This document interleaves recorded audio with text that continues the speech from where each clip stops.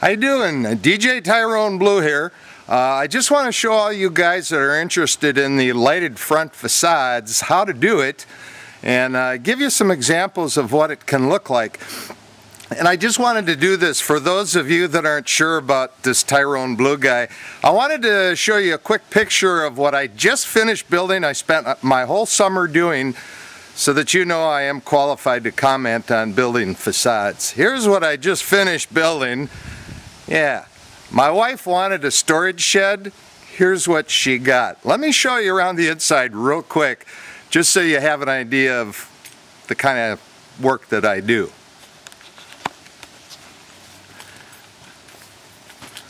And some of you DJs are probably going to appreciate this a little bit. I put a light panel in this thing just so we can play with lights. And here's what that looks like. It's kind of interesting and fun. Yeah, I know I did this for my wife, but I told her I had to have something for me in here too. Okay, once again, Tyrone Blue here. I'm going to walk you through the process on how exactly to build a front facade. Now, my inspiration for doing this video is Mikey Mike, who's out there in California, and Kevin Nichols, who's down there in Macon, Georgia. So they also build front facades too. You may want to look at some of them. There's also a guy on eBay that sells them, and by the way, I'm going to start selling these on eBay as kits. So if you're interested, look me up, Tyrone Blue on eBay, and actually my handle on eBay is Boy with a Toy. So I'll be selling these here shortly on eBay too. Here's what you do. I just went to the lumberyard. Any lumberyard works, Menards, Home Depot, whatever is near your neck of the woods.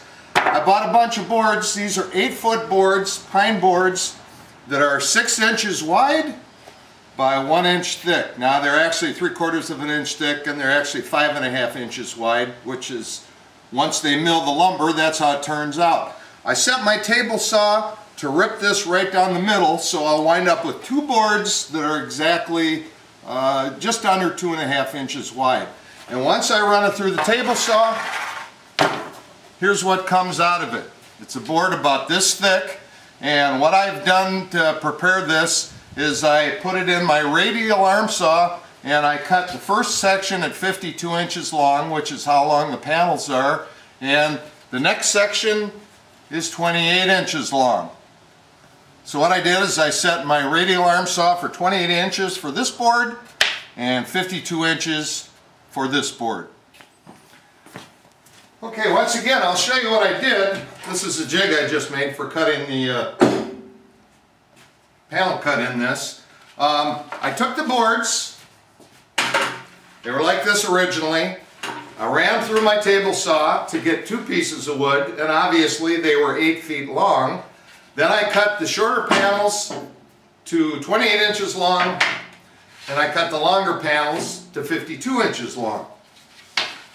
Then when I got those all done, stack them so that I have the nice pieces. Then I ran them through my router, and I'll show you. Let me turn to the router table. I'll show you how I did that.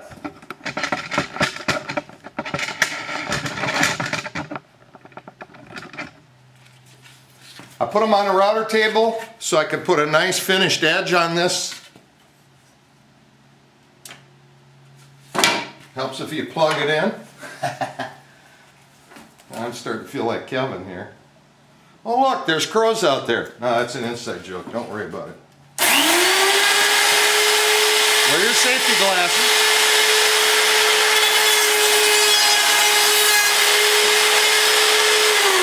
And you have a panel with a nice rounded edge on it. See how nice that looks? It's nice and smooth. On the edge of the board. So what I did is I set the table saw so that I have the distance of the groove and the depth of the cut. And then I just run my board through the table saw.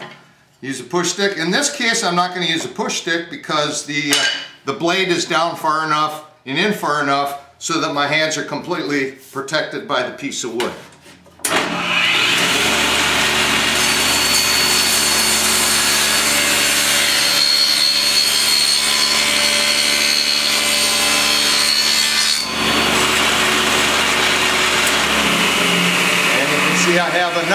groove is cut in the board that will accept the panel.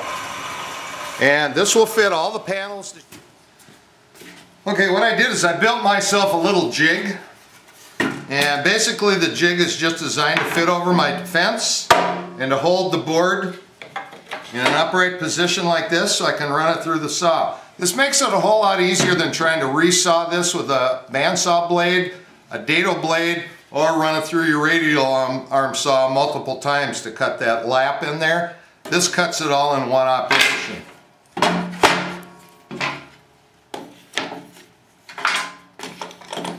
And it's nice and smooth. It puts a really nice cut in it. And it's a lot safer. Your fingers are away from the blade this way. I just tighten it up and I hold onto the C-clamp. Here's what it looks like.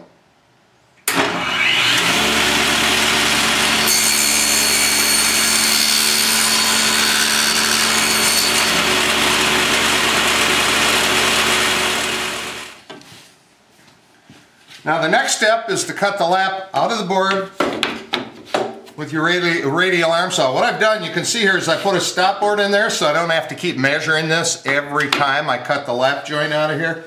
So what I did, put a stop stick in there. Make sure you use your saw guards. Also make sure you use your safety glasses. I probably said that before, but for those of you that don't know what you're doing, don't do it. If you know what you're doing, you know how to use a saw, you know how to use the equipment, always use your safety glasses, keep your hands away from the blades, use saw guards whenever possible. I've set the depth on the cut already. Here's what that's going to look like.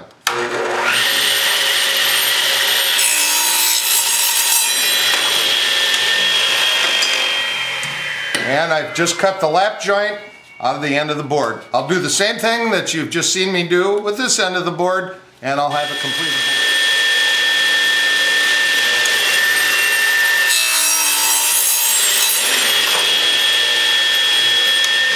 I now have this lap joint cut on each end of the board, and this board is finished except for drilling a hole. Let me show you. Okay, what I did is I set up my drill press with a little jig here. That's what I spent the first day doing, was building all these little jigs to make things faster and quicker.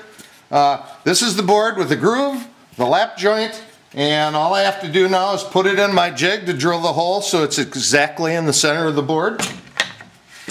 And I've already done that, so here's how that works.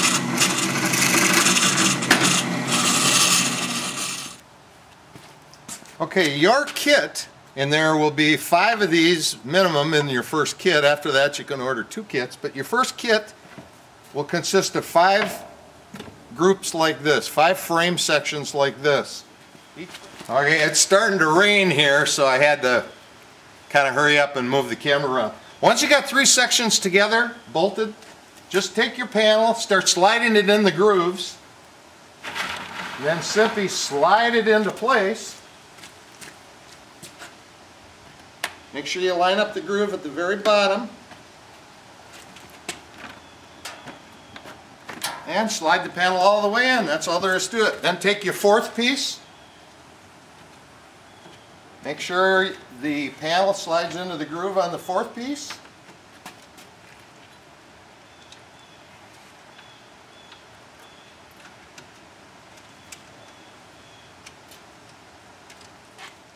And bolt that into place.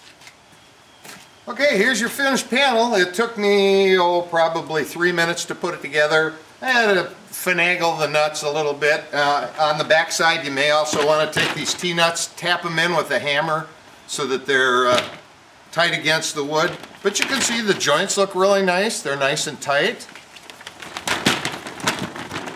They're nice and tight in these joints. The only thing that shows is the bolt on the front. Now, I've suggested to a couple of guys who may be interested, if you want to have the T-nut portion on the front, when you install it, just put it on the front. Instead of putting the T-nut on the back side of the short pieces, put the T-nut on the front side of the long pieces. That's all there is to it. It's just a different look. It's your preference. If you want to have it flat on the front, or there's what your panels are going to look like when they're all done, put together. Of course, you got to put a hinge back there, but it's a nice piece of work. And it'll look good. You'll be happy with it. See ya. Tyrone Blue, we're out of here. Bye.